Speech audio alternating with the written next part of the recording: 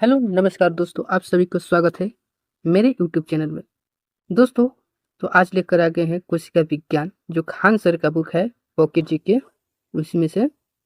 चलिए तो आज देखते हैं कोशिका विज्ञान। एक मिनट।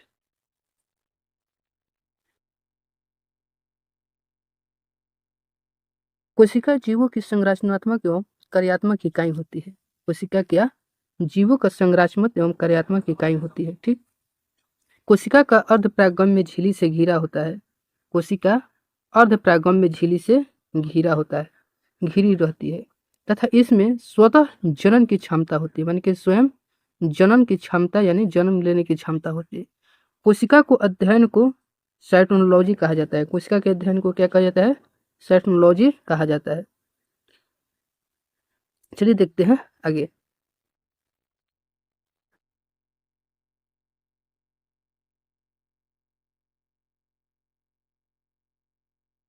कोशिका का सर्वप्रथम खोज कर्क में रॉबर्ट हुक ने किया था। कोशिका के सर्वप्रथम खोज किसने किया था? रॉबर्ट हुक ने किया था।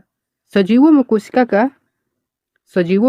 कोशिका का खोज कौन? एंटीवेन लुईन हॉक ने किया था। एंटीवेन लुईन हॉक ने किया था। सर्वप्रथम संयुक्त सूक्ष्मदर्शी का आविष्कार रॉबर्ट हुक ने किया था। क्या? रॉबर्ट हुक ने किया था। इलेक्ट्रो सूक्ष्मदर्शी का आविष्कार का नॉल एवं रास्को ने किया था।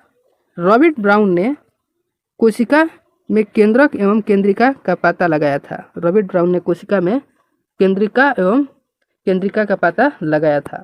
कोशिका सिद्धांत स्लाइडेन एवं स्वांग ने दिया था।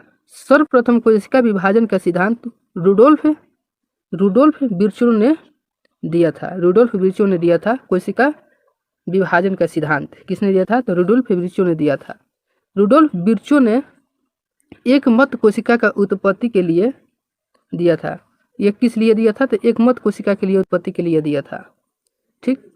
नीचे देखते हैं। अमोनियम सेलुला एवं सेलुला का अर्थ है नई कोशिका पूर्ण निर्माण कोशिकाओं में से बनी होती है। ठीक। नई कोशिका में से पूर्ण निर्माण की बनी होती है। आगे देखते हैं।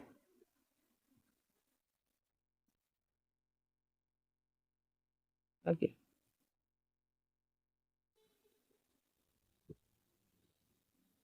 सजीवों का सबसे बड़ा कोशिका शुतुरमुर्ग की अंडे की होती है। सजीवों को सबसे बड़ा कोशिका कैसी होती है? शुतुरमुर्ग की अंडे की होती है, जिसकी साइज लगभग 170 गुने से 155 mm होती है। सजीवों की सबसे छोटी कोशिका माइक्रोप्लाज्मा की होती है। सजीवों की सबसे छोटी कोशिका किसकी होती है? माइक्रोप्लाज्मा की होती है। जीवाणु एवं पीपीएलओ यानी पीपीएलओ में होती है, जिसका आकार लगभग 0.1 माइक्रोमीटर होता है।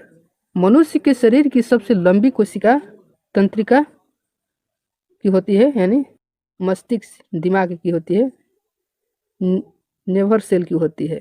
लगभग कितना होता है? 1 मीटर। मनुष्य की शरीर की सबसे बड़ी कोशिका अंडाणु की होती है एवं सबसे छोटी कोशिका किसकी होती है? शुक्राणु की होती है। सबसे छोटी कोशिका शुक्राणु की होती है। आगे देखते हैं।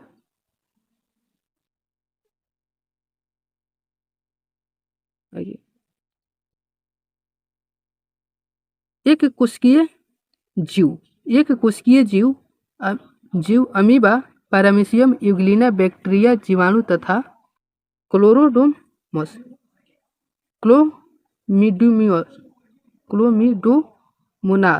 क्लोमोडोमोनास आदि।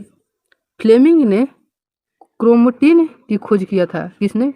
क्रोमिंग ने फ्लोटीन का खोज किया था। कोशिका का समसूत्री विभाजन का सिद्धांत दिया था। और कोशिका के समसूत्री विभाजन का किसने? फ्लेमिंग ने दिया था। कोशिका की समसूत्री विभाजन का सिद्धांत किसने दिया था? तो फ्लेमिंग ने दिया था। कोशिका की समसूत्री विभाजन का। वाटसन एवं क्रिक ने डीएनए का डबल हेलिक्स संरचना का मॉडल प्रस्तुत किया था। डीएनए के डबल हेलिक्स संरचना का मॉडल प्रस्तुत किसने किया था? तो वाटसन एवं क्रिक ने किया था। स्टारबर्ग ने पैतृक लक्षणों के एक पीढ़ी से दूसरी पीढ़ी में जाने में केंद्रक की भूमिका के बारे में बताया था। पैतृक लक्षणों के एक पीढ़ी से दूसरे पीढ़ी में जाने में केंद्रक की भूमिका के बारे में किसने बताया था? टेस्टार वर्ग ने बताया था। आगे देखते हैं। वाल्डेयर ने गुणसूत्र का नामकरण किया था। किसने? गुणसूत्र के नामकरण किसने किया था? तो वाल्डेयर ने किया था। कैमिलो गोल्जी ने गोल्जी काय की खोज की थी। कैमिलो गोल्जी ने गोल्जी काय की किसने खोज किया था? तो कैमिलो गोल्जी ने।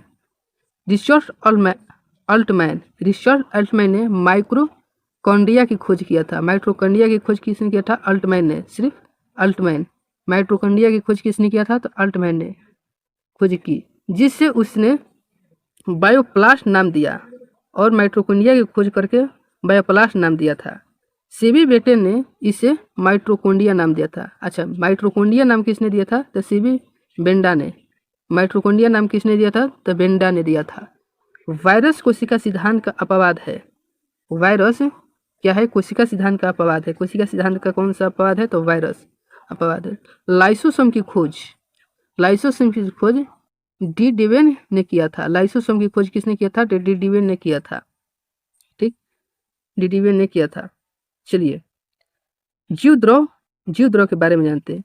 जीव द्रव, इनमें जीव द्रव का कारण नामकरण पुरकिंजों के द्वारा किया जाता है।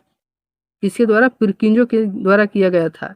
जीव द्रव एक तरल गड्ढा रंगहीन परभासी लहासा वजन युक्त पदार्थ है। जीव द्रव कैसा पदार्थ है? जीव द्रव की खोज किसने किया था? पुरकिंजों ने नामकरण के द्वारा किया था। जीव द्रव एक तरल कैसा पदार्थ है? तो एक तरल गड्ढा पदार्थ है, रंगहीन है, परभासी है, लसलासा है, ठीक, वजन युक्त है। जीव की सभी जैविक क्रिया इसी के द्वारा होती है। जीव की सभी जैविक क्रिया किसके द्वारा होती है? तो जीव द्रव के द्वारा होती है। किसके द्वारा होती है? जीव द्रव के द्वारा होती है। इसलिए इसे जीव द्रव को जीवन का भौतिक आधार कहते हैं। जीवन का भौतिक आधार किसे कहते हैं? तो जीव द्रव को कहते हैं। चलिए आगे देखते हैं। आगे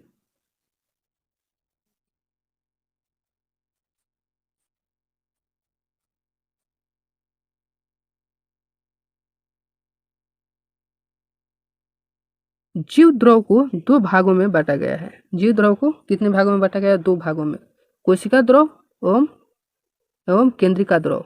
आइए, कोशिका द्रव कोशिका में केंद्रक एवं कोशिका झिल्ली के बीच मौजूद रहता है।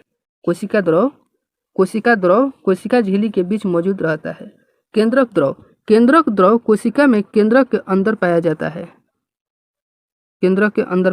जीव द्रव का 19% भाग 99% भाग चार तत्वों से मिलकर बना होता है। Oxygen, carbon, hydrogen, nitrogen. ये चार तत्वों से मिलकर 90% भाग बना होता है। सबसे अधिक कौन होता है? ऑक्सीजन, एक बाद कार्बन होता है, एक बाद हाइड्रोजन, तब नाइट्रोजन। चलिए आगे देखते हैं।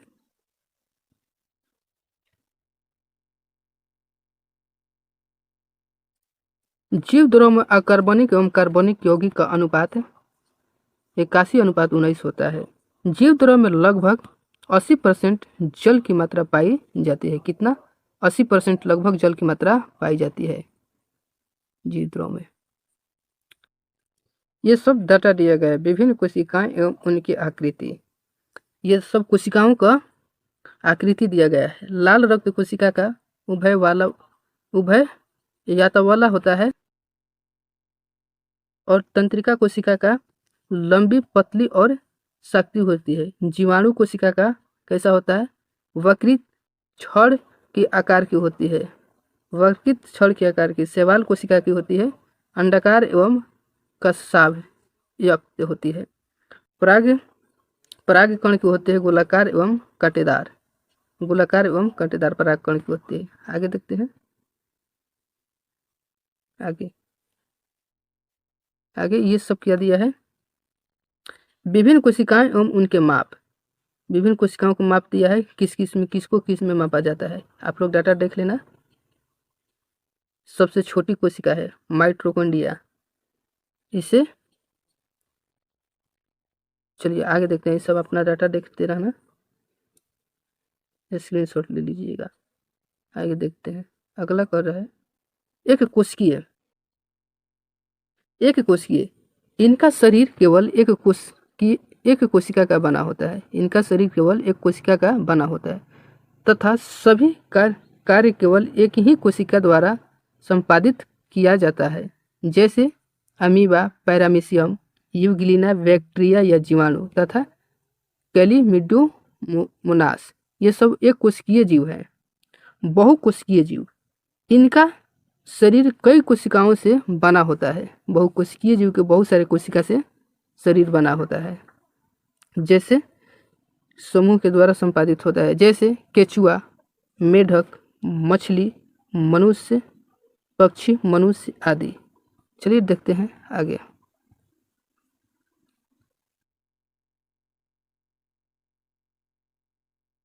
प्रोकैरियोटिक कोशिका, इसमें केंद्रक अर्ध विकसित होता है। प्रोकैरियोटिक कोशिका में केंद्रक जो है अर्ध विकसित होता है एवं बिना केंद्रक झिल्ली के होता है। जीवाणु, विषाणु, माइक्रोप्लाज्मा एवं नीलहरित शैवाल इत्यादि इसमें कोशिकांग का अभाव होता है, यानी कोशिका झिल्ली नहीं होती है। इस सब में कोशिकांग का अभाव होता है। बोलेगा कि प्रोकैरियोटिक कोशिका में कोशिकांग का अभाव होता है। इस कोशिका में तो प्रोकैरियोटिक कोशिका में आ जाएगा जीवाणु। प्रोकैरियोटिक कोशिका में कौन कौन आ जाएगा? जीवाणु, विषाणु, माइक्रोप्लाज्मा, नीलहरित शैवाल आदि। यूकैरियोटिक कोशिका, इसमें केंद्रक के चारों ओर पूर्ण विकसित केंद्रक झिल्ली पाई जाती है, जो सभी पौधे एवं जंतुओं में उपस्थित होती है। इनमें पूर्ण विकसित कोशिका भित्ति पाई जाती है। यूकैरियोटिक में, जो पादप में सेलुलोज की एवं जंतु में लाइकोप्रोटीन की बनी होती है। इसमें गुणसूत्र की संख्या 1 से अधिक होती है। चलिए आगे देखते हैं। कोशिका भित्ति, सेलुलोज की बनी कोशिका झिल्ली की चारों ओर कठोर आवरण होता है। कोशिका भित्ति जो है यह सेलुलोज की बनी होती है। कोशिका झिल्ली की चारों ओर कठोर आवरण से होता है। यह केवल पादप कोशिका में पाया जाता है, जैसे पेड़ पौधा में। कोशिका झिल्ली या प्लाज्मा झिल्ली जंतु तथा पादप दोनों में पाया जाता है। कोशिका झिल्ली या प्लाज्मा झिल्ली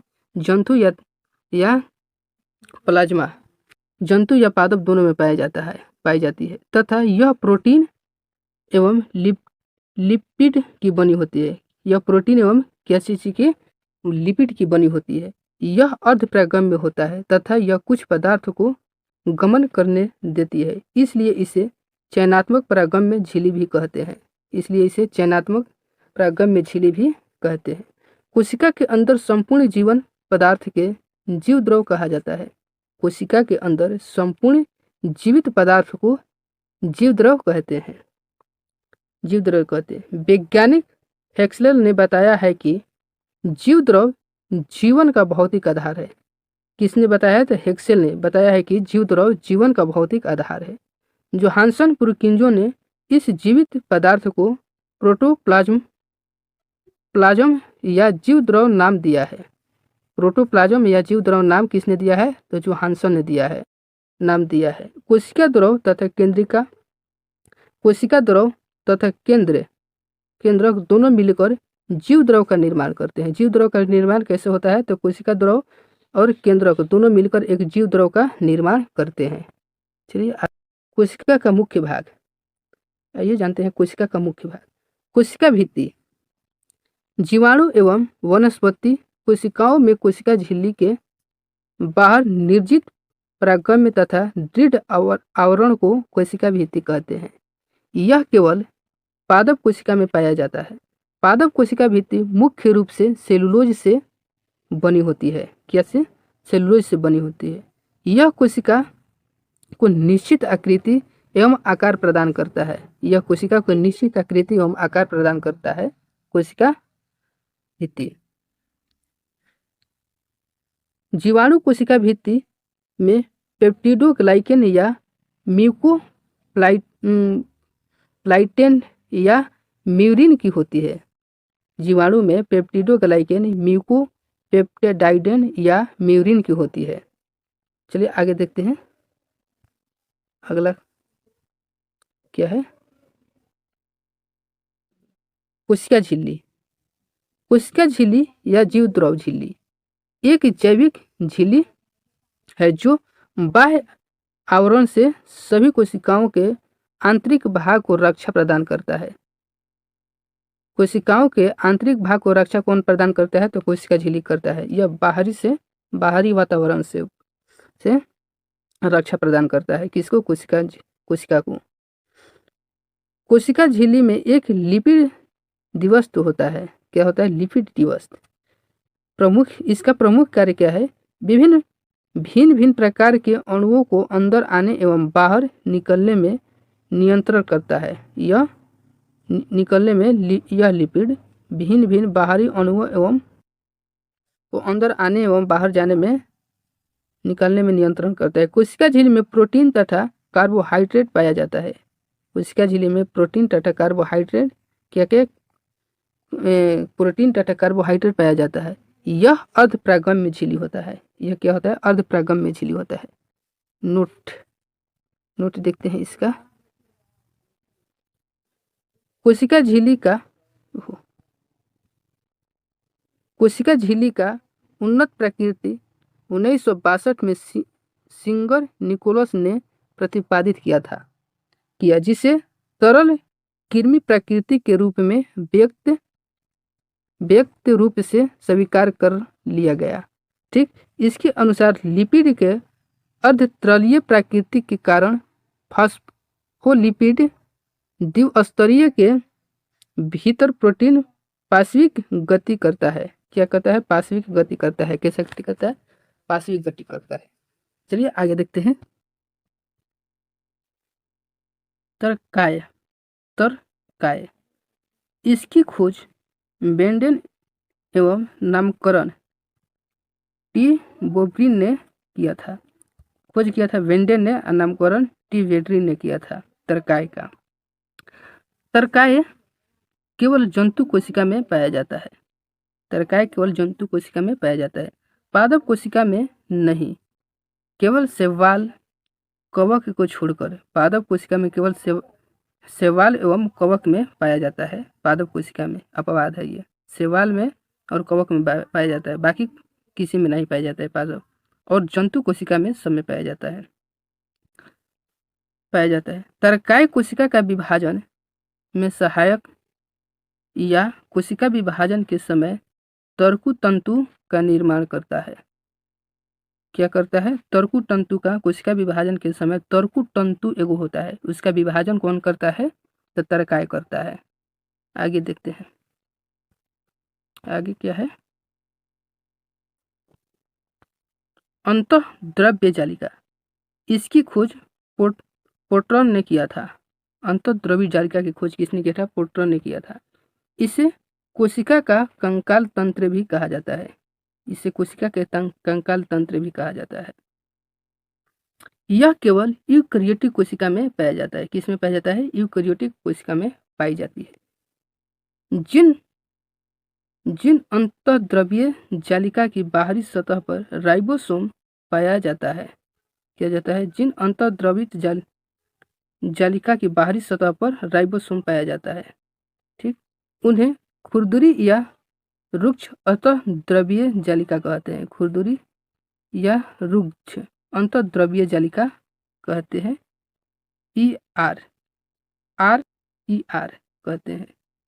जिन अंतःद्रव्य जालिका की बाहरी सतह पर राइबोसोम का अभाव होता है। क्या चीज का अभाव होता है? तो राइबोसोम की अभाव होता है अंतःद्रव्य जालिका पर। जिन अंतःद्रव्य जालिका के बाहरी सतह पर राइबोसोम की अभाव होता है, उन्हें चिकनी अंतःप्रदित जालिका कहते हैं। उन्हें क्या कहते हैं? चिकनी अंतःद्रव्य जालिका कहते हैं। चलिए आगे देखते हैं, इसके बारे में जानते हैं।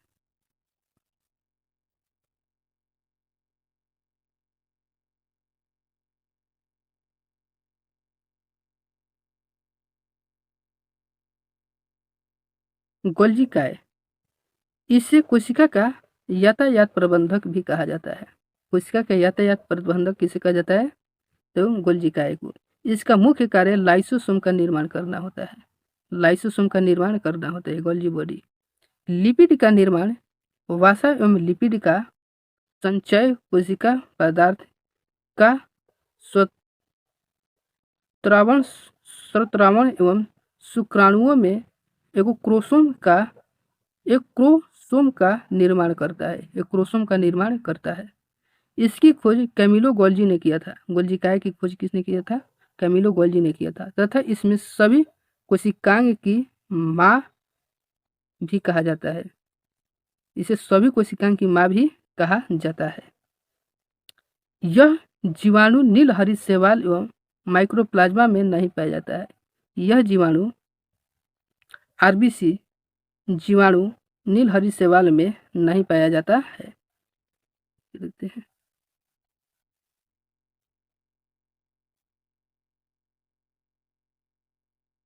क्या नहीं पाया जाता है। पादप कोशिका में गोल्जी काय का डिक्टोसियम भी कहा जाता है। गोल्जी काय का डिक्टोसियम भी कहा जाता है पादप कोशिका में। डिक्टिक योसोमो, डिक्टिक योसोमो को भी कहा जाता है गोल्जी काय में। पादप कोशिका में कहा जाता है गोल्जी काय को। ठीक, यह लाइसोसोम एवं प्रोक्सिसोमो के निर्माण करता है। क्या लाइसोसोम एवं प्रोक्सिसोम का निर्माण करने में सहायक होता है, निर्माण करता है। गोल्जी काय ग्लाइकोलिपिड एवं ग्लाइकोप्रोटीन का निर्माण का प्रमुख स्थल है। गोल्जी काय कोशिका का निर्माण के प्रमुख स्थल है। गोल्जी काय लिपिड एवं ग्लाइकोप्रोटीन का निर्माण का प्रमुख स्थल है। लाइसोसोम, इसकी खोज डी डेवन ने की थी। इसका प्रमुख कार्य क्या है? बाह्य कोशिका का पदार्थ का पाचन, अंत कोशिका के पाचन, स्वयं नष्टकरण एवं नष्टकरण, एटॉमिक सिस्टम एवं कोशिका विभाजन है। यह कोशिका का विभाजन करता है और जितना मृत कोशिका होता है लाइसोसोम उसको खा जाता है, स्वतः नष्ट कर देता है, स्वयं नष्ट कर देता है। इस कोशिका की आत्मघाती एवं कोशिका का पाचन केंद्र भी कहा जाता है। इसे आत्मथैली भी कहा जाता है, एटॉमिक बम भी कहा जाता है एवं कोशिका का पाचन केंद्र भी कहा जाता है इसको लाइसोसोम का। आइए देखते हैं माइटोकॉन्ड्रिया।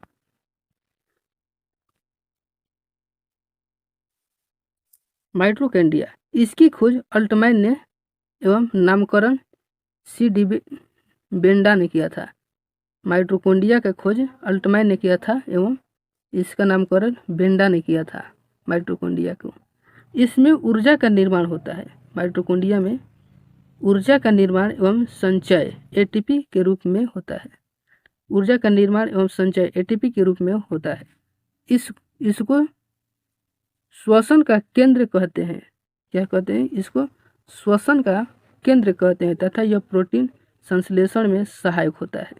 प्रोटीन संश्लेषण में माइटोकॉन्ड्रिया प्रोटीन संश्लेषण में सहायक होता है। इसे कोशिका का शक्ति गृह भी कहा जाता है, पावर हाउस।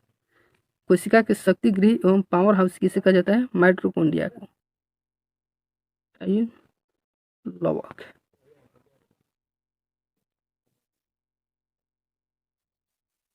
लवक, लवा की खोज हेक्लर ने किया था।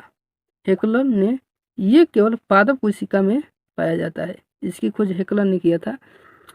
लवक केवल पादप कोशिका में पाई जाता है तथा अधिकतर लवक में वर्ण का होता है। अधिकतर लवक वर्ण का होता है, वर्णक का होता है। लवक पादप कोशिका को कोशिका द्रव में पाया जाता है। लवक पादप कोशिकाओं में कोशिका द्रव में पाया जाता है। किसमें? पादप कोशिका में कोशिका द्रव में पाया जाता है। गोला या अंडाकार रचना लवक होता है। अंडाकार रचना लवक होता है। इसके 3 भेद होते हैं। कौन? हरित लवक, आणविक लवक, वर्णिक लवक। आइए इस सब के बारे में बारी बारी से जानते हैं। क्या जानते हैं? बारी बारी से जानते हैं।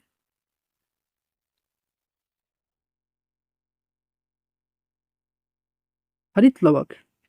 हरित लवक नामक हरे रंग के लवक में जीव जगत का सबसे महत्वपूर्ण जैविक रासायनिक क्रिया प्रकाश संश्लेषण होता है। इसमें हरित लवक में क्या होता है? प्रकाश संश्लेषण, जिससे पेड़ पौधा अपना भोजन ग्रहण करता है। हरित लवक को पादप कोशिका का रसोई घर भी कहा जाता है। हरित लवक को पादप कोशिका का रसोई घर भी कहा जाता है। इसी से पेड़ पौधा अपना भोजन ग्रहण करता है, सूरज के प्रकाश से। इसी की मदद से सूरज के प्रकाश से भोजन ग्रहण करता है। इसके अंदर की ओर एक तरल पारदर्शी पदार्थ होता है, जिसे एस्ट्रोमा कहा जाता है। जिसे क्या कहा जाता है? एस्ट्रोमा कहा जाता है। इसमें डीएनए तथा राइबोसोम होता है। क्या होता है? डीएनए तथा राइबोसोम होता है। आणविक लवक। आणविक लवक यह एक रंगहीन लवक होता है जो जड़ों और भूमिगत तनों में पाया जाता है। यह आणविक लवक है जो पेड़ को जड़ से भोजन जल ग्रहण कराता है। यह स्टार्च के रूप में भोजन का निर्माण करता है, संग्रह करता है। ये मुख्यतः 3 प्रकार के होते हैं। कौन कौन होते हैं? एमाइलोप्लास्ट, एलियूरोप्लास्ट, एलियूरोप्लास्ट एवं इलियोप्लास्ट। चलिए वर्णित लवक के बारे में जानते हैं, फिर तीनों के बारे में जानेंगे बारी बारी से।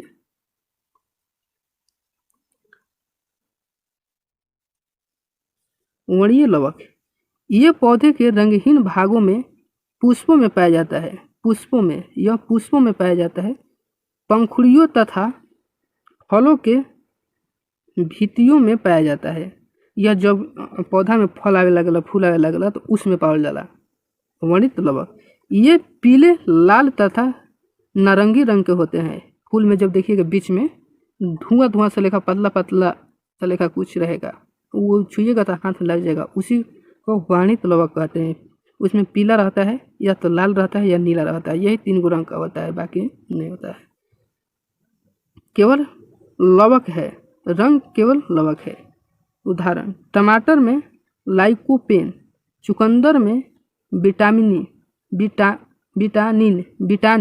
तथा गाजर में कैरोटीन आदि वर्ण के कारण इसका रंग निरंतर होता है।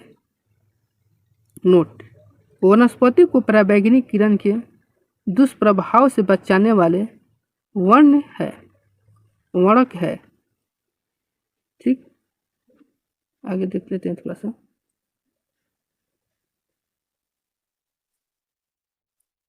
वनस्पति को पराबैंगनी किरण से दुष्प्रभाव से बचाने वाले वर्ण है फाइकोसैरिनी। जीवाणु नील हरित शैवाल एवं कवक में लवक नहीं पाया जाता है। जीवाणु नील हरित शैवाल एवं कवक में लवक नहीं पाया जाता है। पत्तियों का हरा रंग क्लोरोफिल या पर्णहरित के कारण होता है। टमाटर का लाल रंग लाइकोपीन के कारण होता है। क्या चीज? टमाटर का लाल रंग किसके कारण होता है? लाइकोपीन के कारण होता है। मिर्च का रंग कैरोटीन के कारण एवं चुकंदर का विटामिन के कारण, गाजर का रंग कैरोटीन के कारण होता है। मिर्च का रंग कैरोटीन के कारण हरा होता है एवं चुकंदर का विटामिन के कारण होता है। गाजर का रंग कैरोटीन के कारण होता है। पत्तियों का रंग पीला कैरोटीन एवं जैंथोफिली के कारण होता है। जैंथोफिली के कारण होता है। किसके? पत्तियों का रंग पीला कैरोटीन एवं जैंथोफिली के कारण होता है। आगे देखते हैं।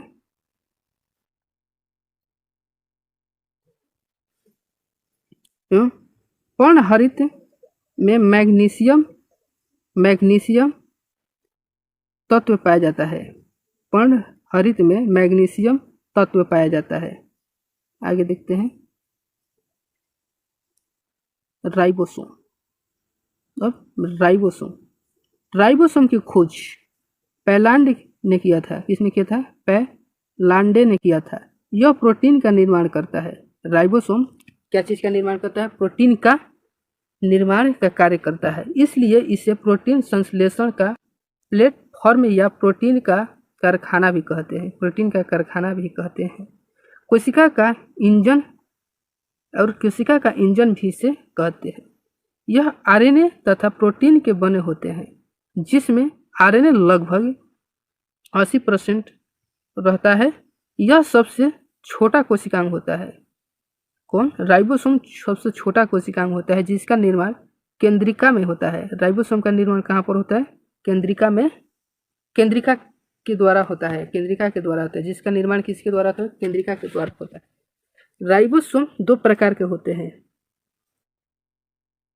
70S एवं 80S, 70S एवं 80S। आइए यह 70S और 80S के बारे में जानते हैं, यह सब क्या है। इसलिए पहले रिक्तिका या रसधानी। रिक्तिका का बाहरी आवरण टोनोप्लास्ट कहलाता है। रिक्तिका का क्या कहलाता है? टोनोप्लास्ट कहलाता है, बाहरी आवरण। रिक्तिका या रसधानी का बाहरी आवरण को टोनोप्लास्ट कहलाता है। यह पादप कोशिका में बड़ा एवं जंतु कोशिका में छोटा होता है। पादप कोशिका में क्या होता है? बड़ा होता है, और जंतु कोशिका में छोटा होता है। जंतु कोशिका में ये जल संतुलन का कार्य करता है। क्या करता है? जंतु कोशिका में जो है यह जल संतुलन का कार्य करता है, जबकि पादप कोशिका में ये कठोरता प्रदान करता है। यह पादप कोशिका में क्या करता है? कोशिका कठोरता प्राप्त करता है। रसधानी। आगे देखते हैं।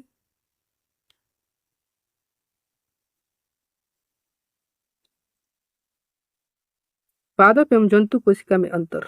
चलिए पादप एवं जंतु कोशिका में अंतर देख लेते हैं। पादप एवं जंतु, पादप कोशिका एवं जंतु कोशिका। इसमें कोशिका भित्ति पाई जाती है। पादप में कोशिका भित्ति पाई जाती है, इसमें कोशिका भित्ति, जबकि जंतु में कोशिका भित्ति नहीं पाई जाती है। इसमें रिक्तिकाएं बड़ी होती है। पादप कोशिका में रिक्तिकाएं बड़ी होती है, रसधानियां बड़ी होती है। इसमें रसधानियां छोटी होती है। इसमें पादप कोशिका में रसधानियां कठोरता प्रदान करती है, पादप में जैसे पेड़ उड़ को। इसमें जल संतुलन करती है। जंतु कोशिका में रसधानियां, रिक्तिकाएं जल को संतुलित करती है। इसमें लवक पाया जाता है, इसमें लवक पाया जाता है, इसमें लवक नहीं पाया जाता है। जंतु कोशिका में लवक नहीं पाया जाता है, जबकि पादप कोशिका में लवक पाया जाता है। अच्छा, तरकाय अनुपस्थित रहता है। इसमें तरकाय अनुपस्थित रहता है, तबकि तरकाय इसमें उपस्थित रहता है। जंतु कोशिका में तरकाय उपस्थित रहता है। इसका आकार आयताकार होता है। पादप कोशिका का आकार कैसा होता है? आयताकार होता है, एवं इसका आकार जंतु कोशिका का आकार वृत्ताकार होता है। चलिए देखते हैं, दोनों में अंतर तो समझ लिए, आगे चलते हैं। आगे केंद्रक। केंद्रक की खोज किसने किया था? केंद्रक की खोज किसने किया था? तो रॉबर्ट ब्राउन ने किया था। केंद्रक के चारों ओर दोहरी परत झिल्ली होती है। केंद्रक की चारों ओर कैसी झिल्ली होती है? चारों ओर दोहरी परत की झिल्ली होती है, जिसे केंद्रक झिल्ली या केंद्रक काल कहते हैं, केंद्रक कला कहते हैं, जिसे केंद्रक झिल्ली या केंद्रक कला कहते हैं। ठीक। केंद्रक के अंदर गाढ़ा अर्ध तरल पदार्थ होता है। क्या होता है? केंद्रक के अंदर गाढ़ा अर्ध तरल पदार्थ होता है, जिसे केंद्रक द्रव कहते हैं। क्या कहते हैं? जिसे केंद्रक द्रव कहते हैं। जीवाणु एवं नील हरित शैवाल में केंद्रक के स्थान पर क्रोमोटिन पदार्थ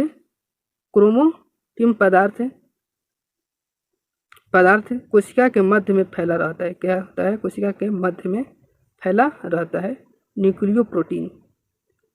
केंद्रक को इसे न्यूक्लियो प्रोटीन भी कहते हैं। केंद्रक में 85% प्रोटीन एवं 10% आरएनए में एवं 5% डीएनए में होता है। केंद्रक में 85% प्रोटीन और 10% आरएनए एवं 5% डीएनए होता है। डीएनए में 85% प्रोटीन होता है और 10% आरएनए होता है, 5% डीएनए होता है। केंद्रक झिल्ली या केंद्रक कला लाइपोप्रोटीन से बनी होती है। केंद्रक झिल्ली एवं केंद्रक कला क्या से बनी होती है? लाइपोप्रोटीन से बनी होती है। केंद्रक द्रव्य न्यूक्लियो प्रोटीन से बनी होती है।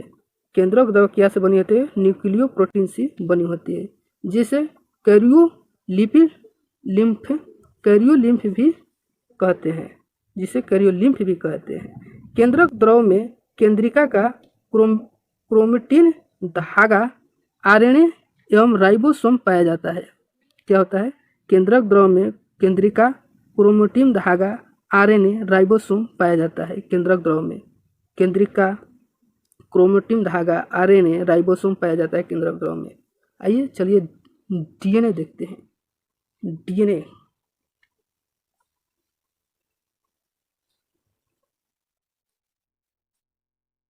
डीएनए में केंद्रक डीएनए केंद्रक में पाया जाता है।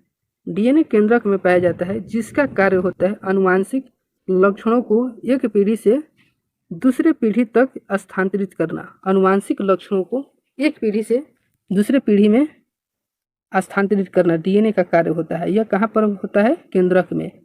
ठीक। क्रोमेटिन धागा डीएनए एवं प्रोटीन से मिलकर बना होता है। क्रोमेटिन धागा क्या से बना होता है? डीएनए एवं प्रोटीन से मिलकर बना होता है।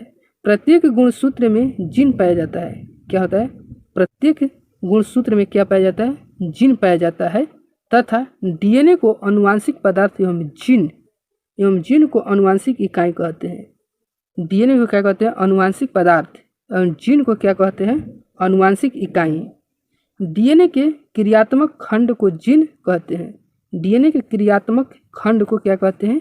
जीन कहते हैं। केंद्रक कोशिका के अंदर की सभी उपायचन तथा रासायनिक क्रियाओं का नियंत्रण करता है, इसलिए इसे कोशिका का निर्देशक एवं नियंत्रक भी कहते हैं। ठीक। कोशिका का सबसे छोटा कोशिकांग राइबोसोम होता है। कोशिका का सबसे छोटा कोशिकांग क्या होता है? राइबोसोम होता है। जंतु कोशिका का सबसे बड़ा कोशिकांग क्या होता है? केंद्रक होता है। पादप कोशिका का सबसे बड़ा कोशिकांग लवक होता है। क्या होता है? लवक। पादप कोशिका का सबसे बड़ा कोशिकांग लवक होता है। ठीक। आगे देखते हैं।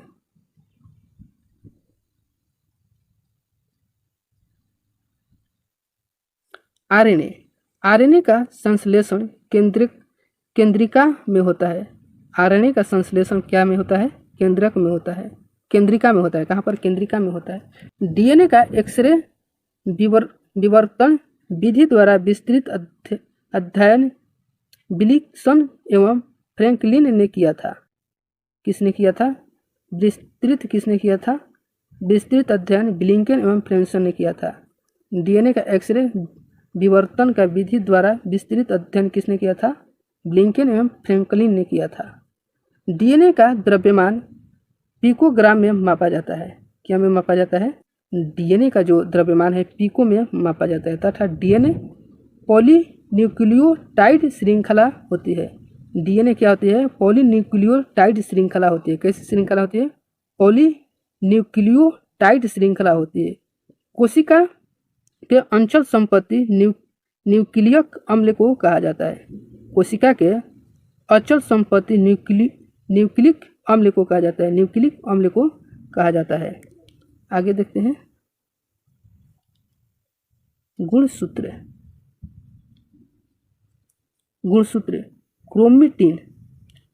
क्रोमेटिन के वे धागे जो कोशिका विभाजन के समय संकुंचन होकर छोटे छोटे धागे के रूप में पाए जाते हैं, गुणसूत्र कहलाता है।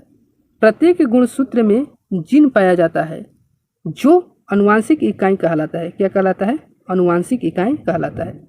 गुणसूत्र डीएनए, आरएनए एवं हिस्टोन प्रोटीन से मिलकर बना होता है। गुणसूत्र क्या से मिलकर बना होता है? डीएनए से, आरएनए से एवं हिस्टोन प्रोटीन से मिलकर बना होता है। गुणसूत्र की खोज स्टारबर्ग ने किया था। गुणसूत्र की खोज किसने किया था? स्टारबर्ग ने किया था, जबकि नामकरण वाल्डेयर ने किया था। गुणसूत्र की खोज स्टारबर्ग ने किया था और नामकरण वाल्डेयर ने किया था। मनुष्य में गुणसूत्र की संख्या 46 यानी 23 जोड़े होती है। मनुष्य में गुणसूत्र की संख्या 46 होती है एवं जोड़े में 23 जोड़ा होती है। नर एवं मादा में 22 जोड़ी कायिक गुणसूत्र सामान्य तथा एक जोड़ी लैंगिक गुणसूत्र में मादा में XX तथा नर में YXY होता है। मादा में XX एवं तथा नर में YX होता है। ठीक, आगे देखते हैं RNA। RNA राइबोसोम न्यूक्लियिक अम्ल, इसमें राइबोसोम शर्करा पाया जाता है। इसमें राइबोसोम शर्करा पाया जाता है। इसमें नाइट्रोजनी क्षार थाइमिन की जगह यूरेसिल पाया जाता है। नाइट्रोजन क्षारक थाइमिन की जगह क्या पाया जाता है? इसमें जगह यूरेसियल पाया जाता है। डीएनए से आरएनए बनने की विधि को ट्रांसक्रिप्शन कहलाता है। क्या कहलाता है? ट्रांसक्रिप्शन। डीएनए से आरएनए बनने की विधि को क्या कहते हैं? ट्रांसक्रिप्शन। और आरएनए से प्रोटीन बनने की विधि को ट्रांसलेशन कहलाता है। आरएनए से प्रोटीन बनने की विधि को क्या कहलाता है? ट्रांसलेशन कहलाता है। डीएनए से आरएनए ट्रांसक्रिप्शन और आरएनए से प्रोटीन क्या कहलाता है? ट्रांसलेशन। Transcription, translation. सेंट्रल डोमोग थ्योरी आरएनए की अधिकांश मात्रा कोशिकांग द्रव में एवं थोड़ी मात्रा केंद्रिका में पाई जाती है। इसके अनुसार, इस थ्योरी सेंट्रल डोमेग थ्योरी के अनुसार आरएनए की अधिकांश मात्रा जो है कोशिकांग द्रव में पाया जाता है एवं थोड़ी मात्रा केंद्रक में पाई जाती है। आरएनए का मुख्य कार्य अमीनो अम्ल से प्रोटीन संश्लेषण की क्रिया में भाग लेना है। क्या है? अमीनो अम्ल से प्रोटीन संश्लेषण में क्रिया को भाग लेना है। डीएनए आरएनए यह मुख्यतः केंद्रक में मिलता है तथा कुछ मात्रा में माइटोकॉन्ड्रिया तथा हरित लवक में भी मिलता है। यह मुख्य कोशिका द्रव में मिलता है तथा कुछ मात्रा केंद्रिका में एवं केंद्रक द्रव में भी पाया जाता है। ठीक, आगे देखते हैं।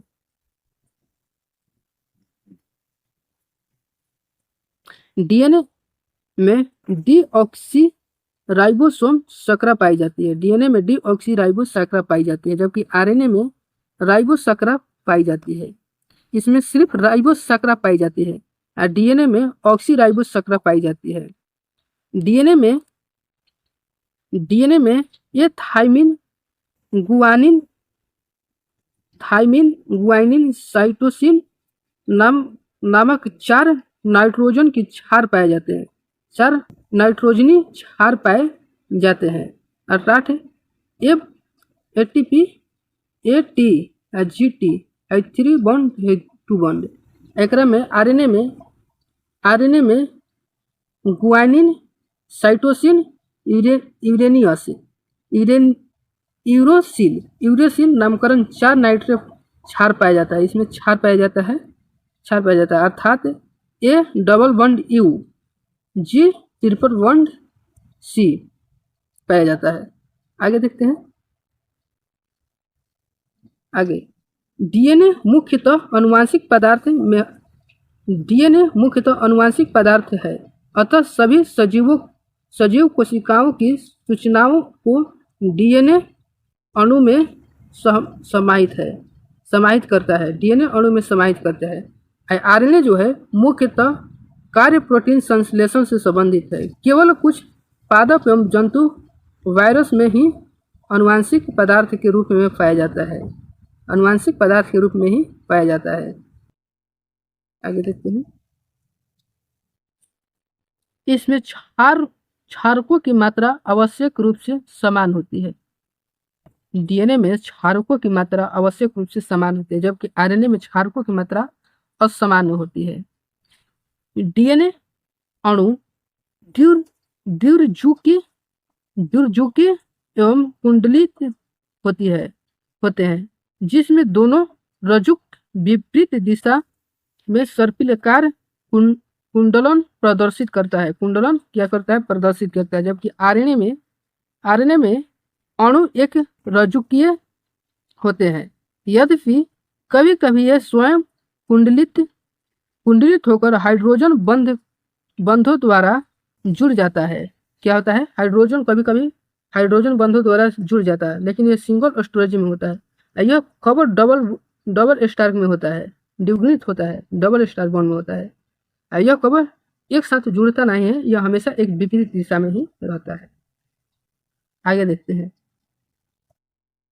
कोशिका विभाजन।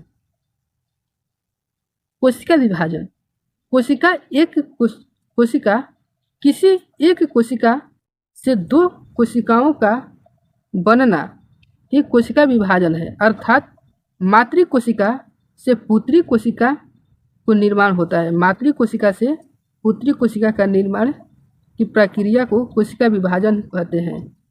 कोशिका बनने से पहले इसके विभाजन द्वारा संतति कोशिका बनाने तक होने वाली सारी प्रक्रिया को कोशिका चक्र कहते हैं, सेल साइकिल कहते हैं।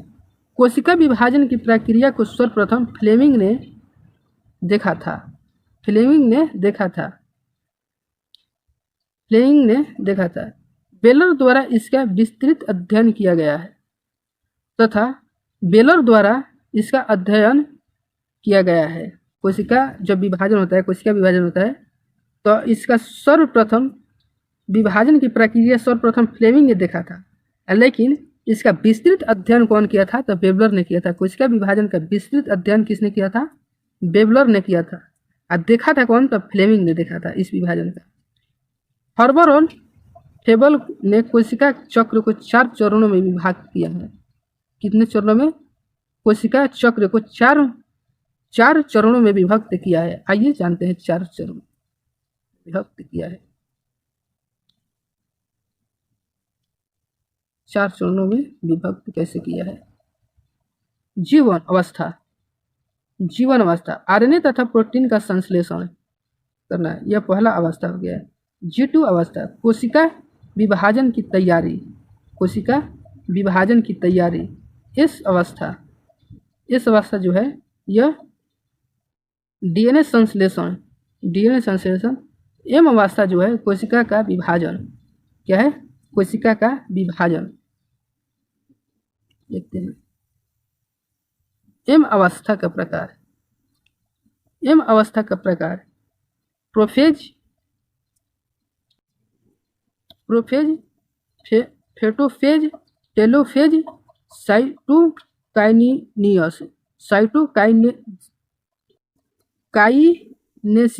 साइटोकाइनेसिस।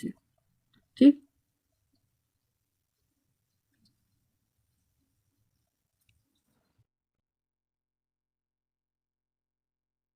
इंटरफेज अवस्था में कोशिका उपचायी क्रिया द्वारा विभाजन तैयारी करता है। क्या करता है? विभाजन तैयारी करता है, विभाजन को तैयारी करती है। वही मेटोटिक्स फेज में या एम फेज, जिसे मेंटोटिस फेज या एम फेज भी कहते हैं, इसमें केंद्रक तथा कोशिका द्रव का विभाजन होता है। केंद्रक तथा कोशिका द्रव का विभाजन होता है, जिसमें केंद्रक का विभाजन कैरियोकाइनेसिस तथा कोशिका द्रव का विभाजन साइटोकाइनेसिस कहलाता है। केंद्रक का विभाजन क्या कहलाता है? कैरियोकाइनेसिस। एवं कोशिका द्रव का विभाजन कहता है साइटोकाइनेसिस कहलाता है। कोशिका विभाजन से पहले डीएनए केंद्र तथा कोशिका द्रव का विभाजन होता है।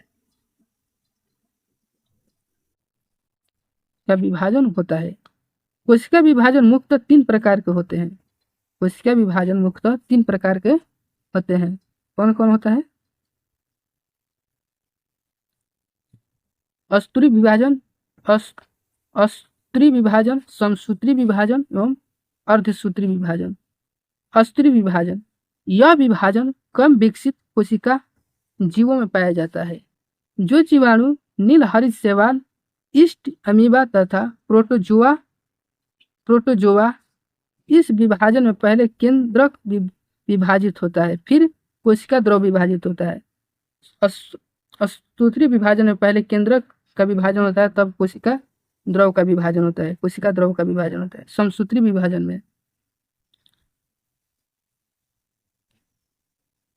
समसूत्री विभाजन, यह विभाजन कायिक कोशिकाओं में होता है। कैसे में होता है? कायिक कोशिकाओं में होता है। इसमें विभाजन द्वारा एक कोशिका से दो कोशिका का निर्माण होता है तथा दो कोशिकाओं में गुणसूत्र की संख्या समान होती है। समसूत्री विभाजन यानी जंतु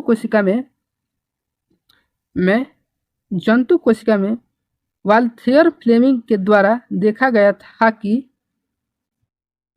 था तथा मिक्टोसिस नामक दिया गया। इस कोशिका विभाजन के दो मुख्य भाग हैं। कौन कौन? दो मुख्य भाग हैं। कोशिका के केंद्रक का विभाजन क्या है? कोशिका के केंद्रक का विभाजन। दूसरा क्या है? कोशिका द्रव का विभाजन। चलिए, साइटोकाइनेसिस केंद्रक, साइटोकाइनेसिस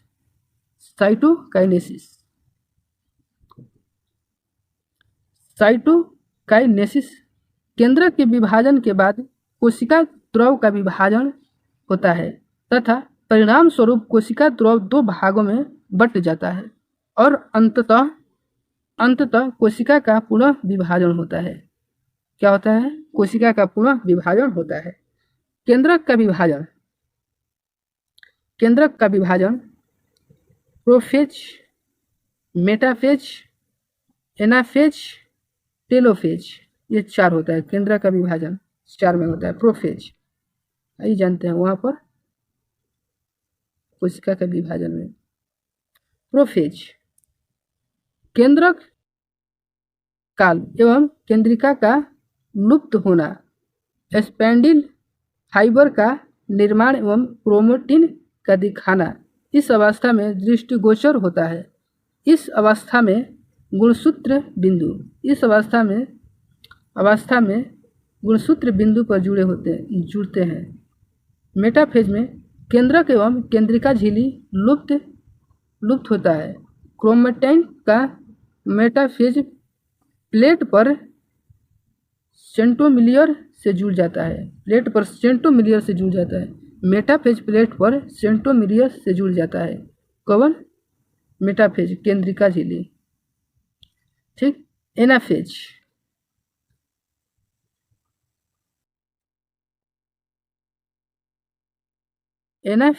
इसमें गुणसूत्र का सेंट्रोमिलियर दो भागों में बटा होता है। कितने भागों में? दो भागों में बटा होता है। जब प्रत्येक अर्ध गुणसूत्र को एक सेंट्रोमिलियर जाता है तो यह एक पूरा गुणसूत्र बन जाता है। ठीक, यह क्या बन जाता है? पूरा गुणसूत्र बन जाता है। सेंट्रोमिल जाता है तो अर्धसूत्री को एक सेंट्रोमिलियर मिल जाता है तो यह क्या जाता है? पूरा गुणसूत्र बन जाता है। टेलोफेज में इस अवस्था में एक कोशिका अपने अधिकतम आकार में बढ़ता है। टेलोफेज में एक कोशिका अपने अधिकतम आकार में आ जाता है। ठीक। क्रोमेटिन को दुगुना कर लेता है। क्या कर लेता है? किसको दुगुना कर लेता है? क्रोमेटिन को दुगुना कर लेता है और अपने आप को विभाजित के लिए तैयार कर लेता है। इस अवस्था में ही सेल प्लेट का निर्माण होता है। किस अवस्था में? जब टेलोफेज अवस्था में आता है तो कोशिका जब टेलोफेज अवस्था में होता है तो सेल प्लेट का निर्माण होता है तथा कोशिका द्रव का विभाजन शुरू हो जाता है। फिर कोशिका द्रव का विभाजन क्या हो जाता है? शुरू हो जाता है। महत्वपूर्ण बात, आइए जानते हैं इसका महत्वपूर्ण भाग। इस विभाजन का महत्वपूर्ण घाव के भरने अंगों का पुनरुद्भवन करने में है। यह सभी जीव में वृद्धि का आधार होता है। पुनरुक्त माने पूरा भवन माने कि घाव को भरने में मदद करता है, विभाजित करता है। इस विभाजन द्वारा मातृ कोशिका से दो संतनी कोशिकाओं का निर्माण होता है जिसमें गुणसूत्र की संख्या मातृ कोशिका की ही समान होती है। इस प्रकार विभाजन में आनुवांशिक अस्थायित्व बना रहता है। जाइगोट में इस प्रकार का विभाजन होता है। इस प्रकार का विभाजन किस में होता है? तो जाइगोट नामक एक जीव है, उसी में विभाजन होता है, जाइगोट। आगे देखते हैं, अर्धसूत्री विभाजन। इसकी खोज सर्वप्रथम बीजमैन द्वारा की गई थी। अर्धसूत्री विभाजन की खोज बीजमैन द्वारा की गई थी, लेकिन फॉर्मर तथा म्यूरो द्वारा इसका नामकरण किया गया था। अर्धसूत्री विभाजन का नामकरण किसके द्वारा किया था? फॉर्मर और मूरे द्वारा इसका नामकरण किया गया था। यह विभाजन जनन कोशिकाओं में ही होती है। यह जनन कोशिकाओं में भी होती है, जनन कोशिकाओं में ही होती है अर्धसूत्री विभाजन। इसमें गुणसूत्र की संख्या आधी रह जाती है, इसलिए इसे न्यूनकारी कोशिका विभाजन भी कहा जाता है। न्यूनकारी कोशिका विभाजन भी कहा जाता है तथा इस विभाजन में मातृ कोशिका से 4 संततित कोशिकाओं का निर्माण होता है। 4 संततित कोशिकाओं का निर्माण होता है। अर्धसूत्री विभाजन 2 चरणों में पूरा होता है। अर्धसूत्री विभाजन 2 चरणों में पूरा होता है। कौन कौन? 2 चरण।